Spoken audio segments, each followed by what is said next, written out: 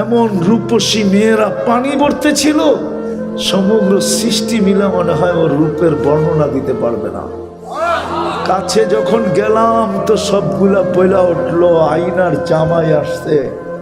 ভাবলাম ওদের ভিতরে কেউ হবে, জিজ্ঞেস করলাম কে আইনা?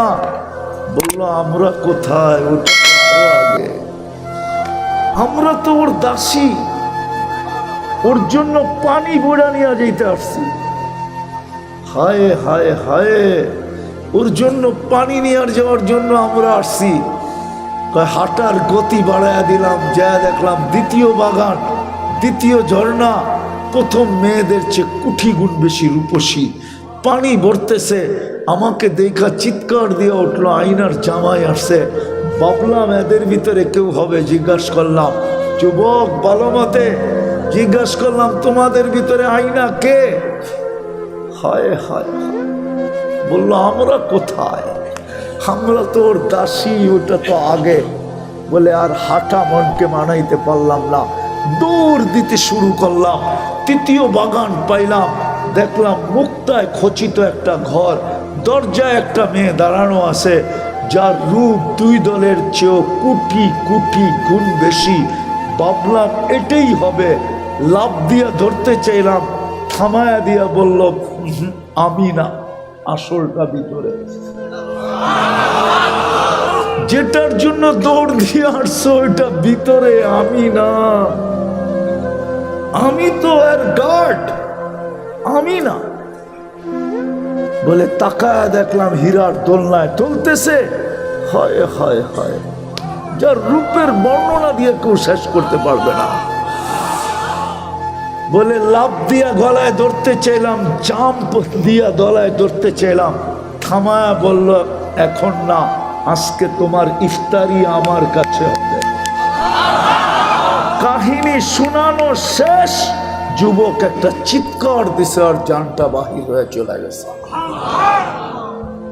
সত্য যুবক, ওই জান্নাত দিয়া লেনদেন।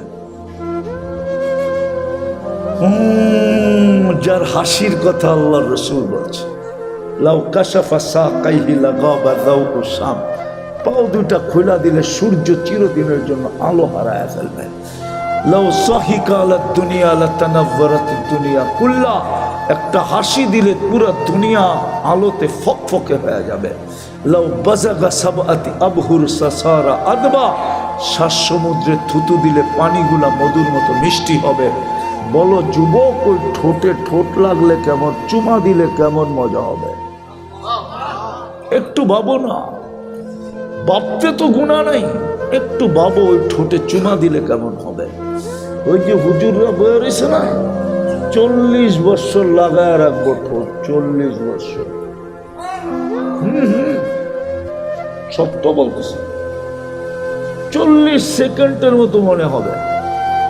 40 বছর পরে গালে চিমটি দিবে আর বলবে খালি ঠোঁট, আলাইসা লাকা ফিয়া রাগবা, আমার ভিতরে আর আকর্ষণের কিছু বানায় নাই আল্লাহ, খালি ঠোঁট লই 40 বছর শেষ।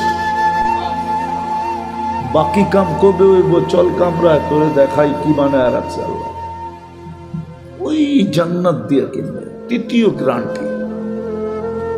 এই দুনিয়ার পচা মাটি, জান্নাতের মাটি হলো মুস্ক।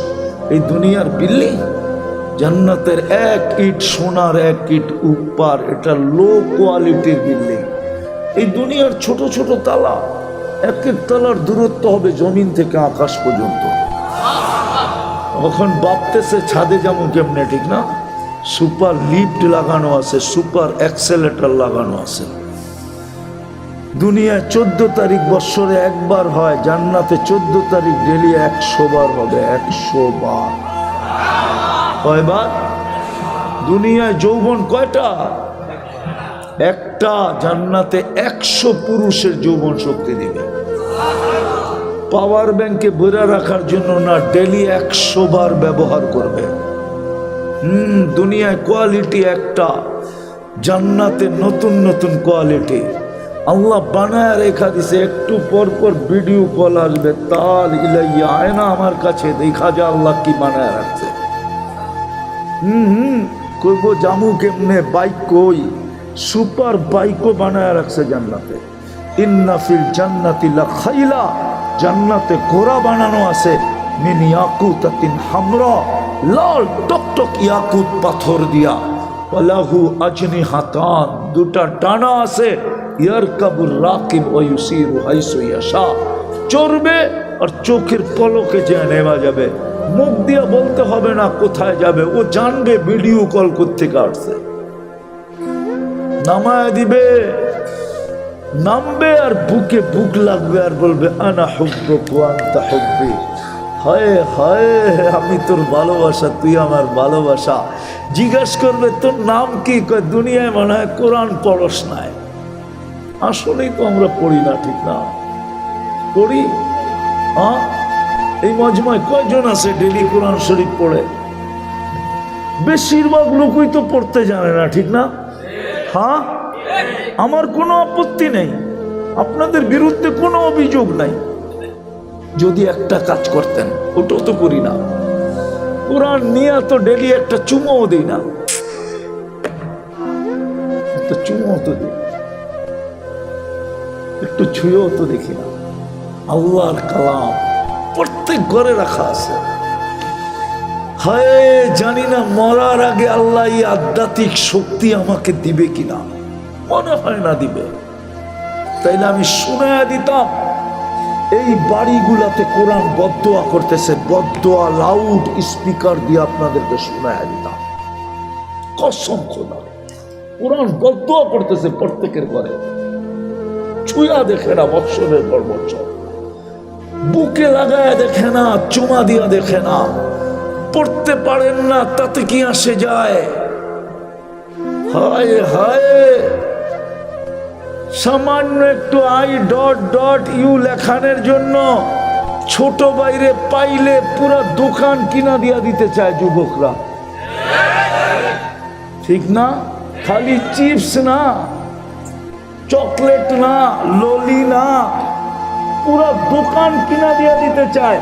তারপরও যদি ওই দিল নরম হয়, আমার একটু লেখা দেয় আই ডট ডট ইউ, মানে বোঝে না ওরা। কিন্তু সারা দিনে একবার কোরআনটারে চুমা দিতে চায় না। আল্লাহর কালাম। জিজ্ঞাসা করবে তোর নাম কি? কোরআন মনে হয় পড়িস না। কোরআনে লেখা আছে আমার নাম মসজিদ, ওয়ালাদাইনা মসজিদ, মসজিদ আমার নাম। তোর বিনোদনের জন্য আল্লাহ বানায় রাখছে আমাকে। সবচেয়ে ছোট জান্নাত এই দুনিয়ার 10 গুণ বড়। কত কত? এইখান থেকে আমেরিকা পর্যন্ত আরো বড়, হ্যাঁ আরো বড়। অস্ট্রেলিয়া আরো বড়। এই দুনিয়ার 10 গুণ সমান 2,40,000 মাইল। ওই জান্নাত দিয়ে লেনদেন করবে।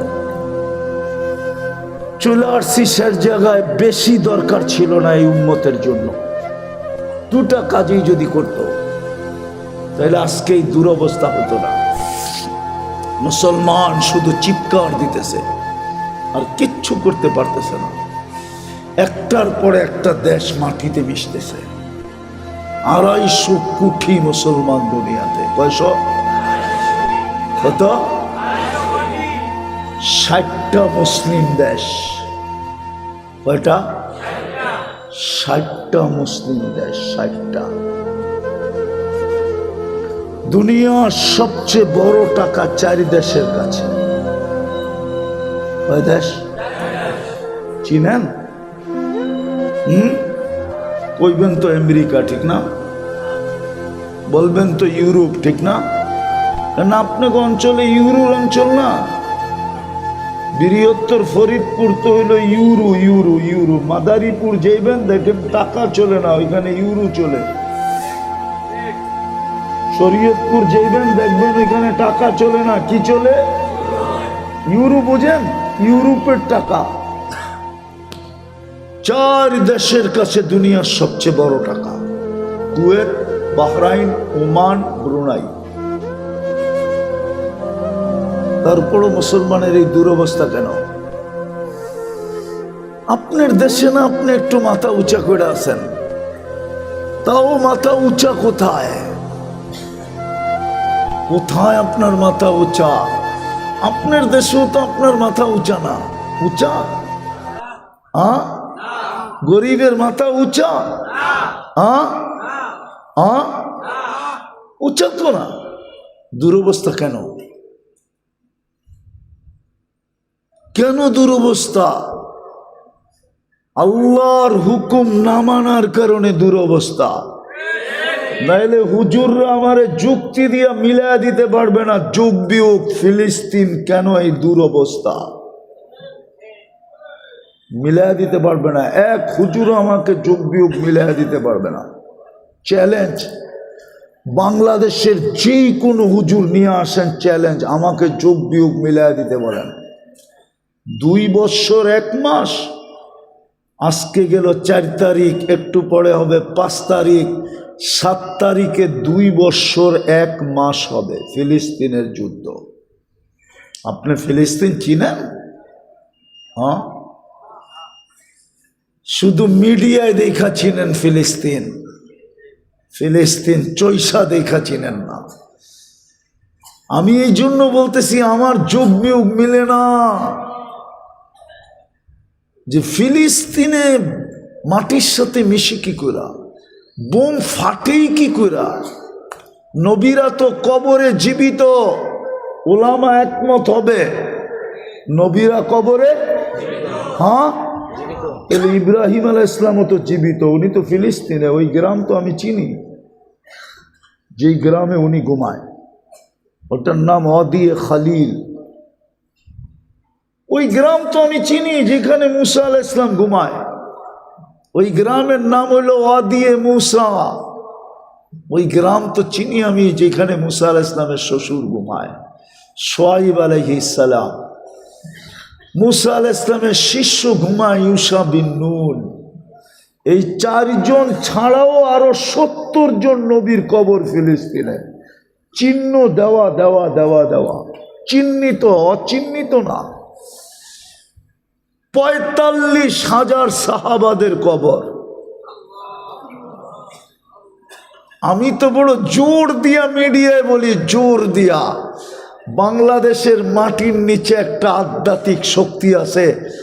ওটা নিয়ে যে খেলবে, এই মাটি নিয়ে যে খেলবে, বাংলাদেশের মাটি ওকে হয়তো প্রথমে রান আউট করতে চাবে, যদি না হয় তাইলে ওকে বোল্ড আউট করবে, যদি বোল্ড আউট না হয় তাহলে ক্যাচ আউট করবে, যদি ক্যাচ আউট না হয় তো সর্বশেষ ছক্কা মাইরা সীমানার বাহিরে করে দেবে। এটাই মাটির আধ্যাত্মিক শক্তি। জানেন ওই আধ্যাত্মিক শক্তি কি? জানি না, হুজুররা একমত হবে না, ইতিহাস পড়লে একমত হবে। এই জমিনের নিচে 2 সাহাবীর কবর আছে, 2 সাহাবীর, তাও 1400 বছর আগের কবর। আল্লাহর রসুল হিজরত করেন নাই মদিনায়, তখন 4 সাহাবী আসছিলেন। 2 জনের এইখান থেকে চীনে যাওয়ার সুযোগ হয়েছিল, আর 2 জনেই মাটির নিচেই ঘুমায়া গেছে। কোথায় ঘুমায়া গেছে আমি জানি না।